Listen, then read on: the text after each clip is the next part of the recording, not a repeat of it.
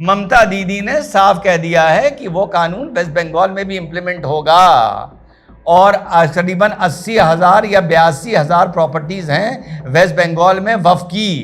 वक्फ कानून बनाने के बाद हमने उम्मीद पोर्टल लॉन्च किया था, जिसमें वक्फ कानून के मुताबिक 6 महीने के अंदर में सारा हिंदुस्तान में जितना वक्फ प्रॉपर्टी है उसको रजिस्टर करना अनिवार्य था। कंपलसरी रजिस्ट्रेशन के लिए 6 महीने दिए गए थे। आज आखिरी दिन है, 5 दिसंबर आखिरी दिन होने के नाते अभी भी लाखों वक्फ प्रॉपर्टी रजिस्ट्रेशन नहीं हो पाया है।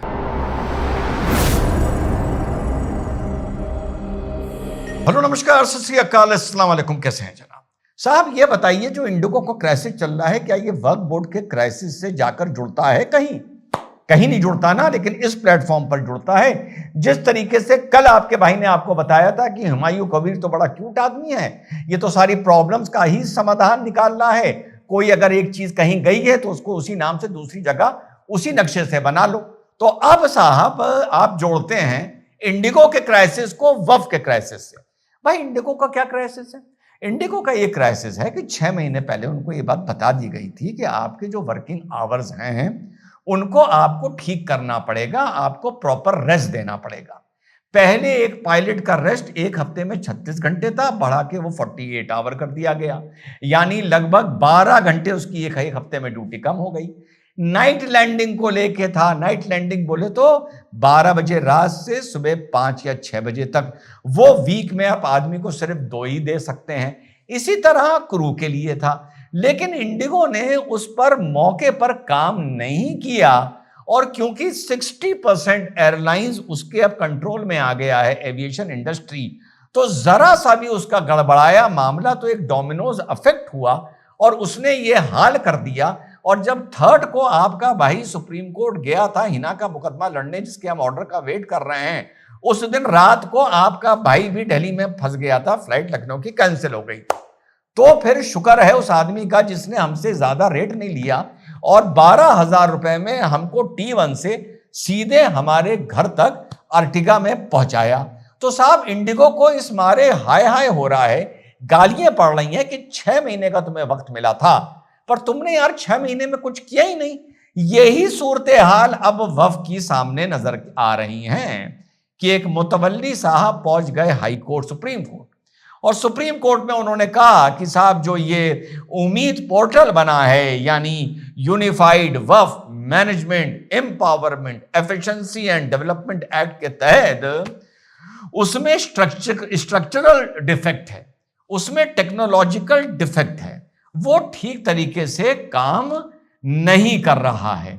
तो साहब जो सेक्शन 3 भी है वो आपको ये डायरेक्शन देता है कि आपको वहां पर जाकर अपना रजिस्ट्रेशन इस पोर्टल पर कराना पड़ेगा, जो अभी तक नहीं हुआ था। 8.72 लाख टोटल वक्फ की प्रॉपर्टीज बताई गई थी इस एक्ट से पहले।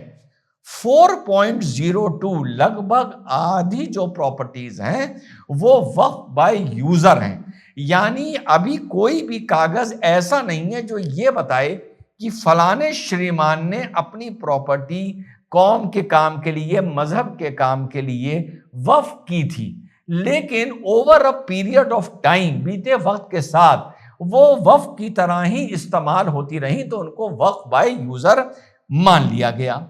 अब इसके साथ जब ये पकड़ धकड़ शुरू हुई और रजिस्ट्रेशन की बात शुरू हुई, सबसे ज्यादा प्रॉपर्टीज इसमें यूपी में देखने को मिल रही हैं, बंगाल में देखने को मिल रही हैं, पंजाब में देखने को मिल रही हैं, कर्नाटका में देखने को मिल रही हैं, थोड़ी थोड़ी जाहिर बात है बिहार में भी मिल रही है, महाराष्ट्र में भी मिल रही है, गुजरात में भी मिल रही है।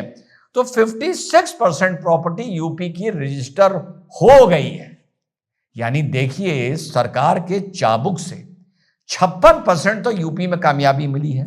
बंगाल में अभी तक मात्र 14% साथियों कामयाबी मिली है रजिस्टर होने की। अब जो हमारे मुतवल्ली साहब सुप्रीम कोर्ट पहुंचे हैं और बड़ी लंबी फहरिस्त लेके पहुंचे हैं, ये कमी वो कमी वो कमी बिल्कुल हो सकती है, ऐसा हम नहीं कह सकते।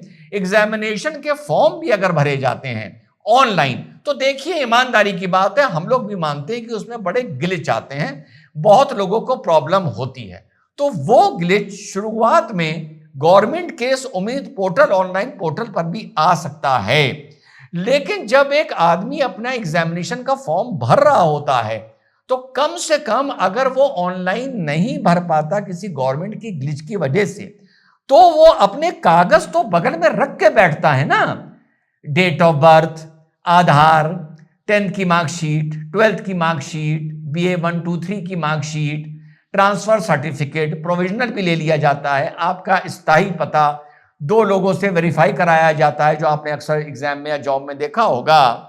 पर वो कहता है साहब ये ग्लिच है और ये मेरे हाथ में कागज है।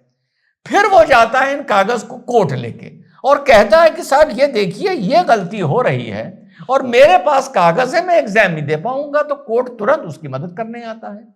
इसी तरह मुतवल्ली साहब भी सुप्रीम कोर्ट पहुंच गए और उन्होंने इतनी लंबी फहरिस्त बता दी कि साहब ये कमी है, ये कमी है, ये कमी है, ये कमी है। अरे बंदे खुदा, अबे अपनी प्रॉपर्टी के कागज लेके तो पहुंचते कम से कम। ये कमी है, ये कमी है, ये कमी है, कमी है, तो चलो मान लिया, मैं मानता हूं कमी है, मानता हूं, चलो ठीक होना चाहिए। अबे तुम्हारे हाथ में क्या कागज हैं? तुमने जो सुप्रीम कोर्ट में पिटीशन डाली, क्या तुम्हारे हाथ में उस वक्त प्रॉपर्टी के कागज थे? अब जवाब है नहीं थे। साफ कहा जा रहा है कि मेन इशू डॉक्यूमेंट्स का है। सुप्रीम कोर्ट ने भी कह दिया भैया हम आपको एक्सटेंशन नहीं दे सकते, अगर आपको एक्सटेंशन चाहिए तो आप ट्रिब्यूनल के पास जाइए, वो आपको जितने दिन का भी साथियों एक्सटेंशन दे दे। तो ये सूरत हाल है इस टाइम वक्फ के। अब छोटे छोटे कुछ सवाल। 4.02 लाख प्रॉपर्टी वक्फ की वक्फ बाय यूजर है। वक्फ बाय यूजर आप सबको पहले पता होगा, मैं फिर से बता चुका हूं। उन लोगों को भी मैं एक बार बता दूं जो बड़े कूद रहे थे, पुदक पुदक कर रहे थे कि सुप्रीम कोर्ट ने वक्फ एक्ट पर रोक लगा दी है, ये कर दिया, याद है? तो आपका भाई कह रहा था भैया जो भाषा है ना ऑनरेबल सुप्रीम कोर्ट के ऑर्डर की, वो आपका भाई बहुत अच्छी तरह समझता है, कोई रोक वोक नहीं लगी है। तो मेरे भाइयों साबित हो गया ना, कोई रोक वोक नहीं लगी थी। उस दिन तुम्हारा भाई तुम्हें समझा रहा था रोक नहीं लगी है, तुम लोग उसको ऑनलाइन आके और इनबॉक्स जाके गालियां दे रहे थे। तो अब अगर एक प्रॉपर्टी वक्फ बाय यूजर है, अगर आपके पास ऐसा कागज नहीं है जिसने उसको वक्फ किया हो, बहुत अच्छी बात है, कोई प्रॉब्लम नहीं है। जिसकी प्रॉपर्टी थी उसी के कागज ला दो, सिर्फ ना लाओ ये कागज की इस प्रॉपर्टी को वक्फ किया गया है, तुम मेरे पास ला दो, मैं सुप्रीम कोर्ट चलूंगा मुसलमान भाइयों तुम्हारे साथ, ईमान से बता रहा हूं, और ऐसा आर्गुमेंट करके दूंगा जो भी पता चलेगा। जो 19 नवंबर को और 3 तारीख को किया है, अभी नतीजा आने वाला है और 21 जनवरी को और बड़ा नतीजा आएगा। लेकिन बहुत बड़ी उपलब्धि है, सिर्फ ऑर्डर का वेट कर रहा हूं। चुप्पे से तुम्हारे भाई ने वो काम करा दिया जो दिल्ली में 8 सुप्रीम कोर्ट के वकील लड़कियों का 4.5 साल में 4 साल में नहीं करा पाए थे।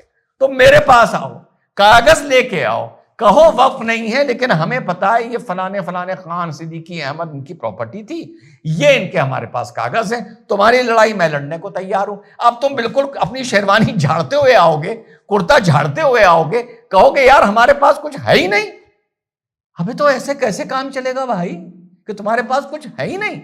अबे कुछ तो हो, कागज का टुकड़ा तो हो मेरे भाई। एक बात बताओ मेरे मुसलमान भाइयों, बहुत से लोगों के पास पुश्तैनी प्रॉपर्टीज हैं, हमारे पास भी हैं और लोगों के भी पास हैं। अभी लखनऊ में कब्रिस्तान को लेके वक्फ के साथ एक बंदे का विवाद चल रहा है।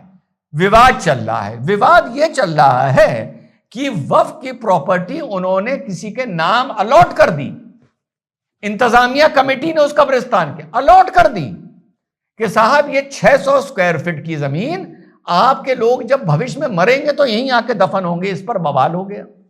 जब इस पर बवाल हो गया तो उस लड़के ने FIR करने के लिए, सुनना मुसलमान भाइयों, तुम लोग को सिर्फ गाली देना आता है अधिकतर को, 1955 के कागज बड़ी आसानी से ढूंढ के निकाल लिए, बड़ी आसानी से, जिसमें यह था कि गांव के इन लोगों ने यह कब्रिस्तान वक्फ के सुपुर्द किया। मिल गए ना?